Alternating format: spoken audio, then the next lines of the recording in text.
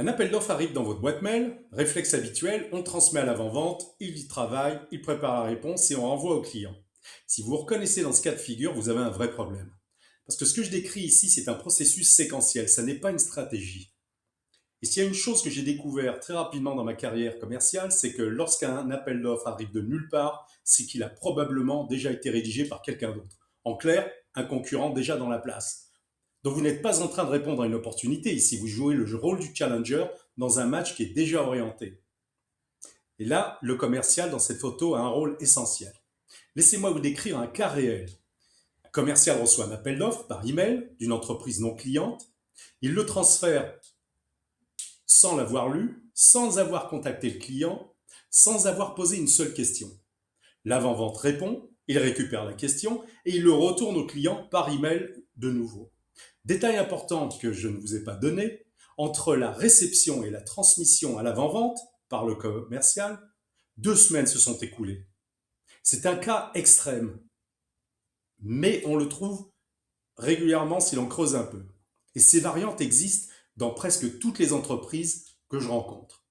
Le commercial doit être dans le siège conducteur, pas dans le siège passager, pas dans le couloir. C'est lui qui connaît le client, l'historique, les interlocuteurs, le contexte concurrentiel, et c'est lui qui propose une stratégie de réponse. Pas seulement un rôle de facteur, pas seulement quelqu'un qui relaie le document entre l'entreprise et le client. Et la réponse à l'appel d'offres est un véritable test de votre entreprise et de sa capacité à construire une équipe capable de répondre aux besoins des clients et qui soit alignée. Notez une chose essentielle, c'est que répondre dans le cadre de l'appel d'offres n'est pas une obligation. En effet, un appel d'offres, c'est souvent une longue liste de questions dans un format imposé. Mais rien, sauf exception contractuelle, ne vous interdit d'aller au-delà du cadre. Si vous avez un avantage décisif à démontrer, démontrez-le. Si l'actualité récente de cette entreprise que vous avez été amené à investiguer renforce votre positionnement, utilisez-la.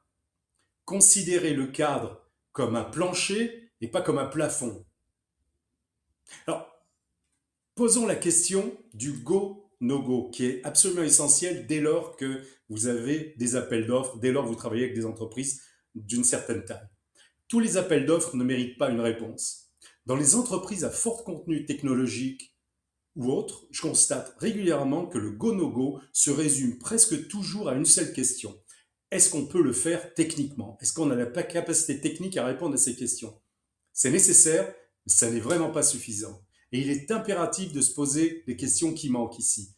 Quel est le contexte de cet appel d'offres? Le client cherche-t-il un nouveau fournisseur ou met-il la pression sur celui qu'il a déjà? Connaissons-nous les décideurs réels, pas seulement les contacts opérationnels, mais les décideurs? Quel est notre avantage concurrentiel dans ce contexte? Et surtout, quelle est notre stratégie? Pas notre offre, notre stratégie.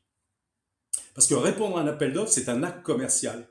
Et comme tous les actes commerciaux, il doit être guidé par une stratégie claire, pas un réflexe administratif. Dans une prochaine vidéo, je vous parlerai de l'autre phase du sujet, la relation en amont avec vos clients existants et qui envisagent de produire un appel d'offres. Parce que quand la relation est bien construite, vous êtes rarement surpris par l'appel d'offres. Vous l'avez souvent anticipé. À très bientôt!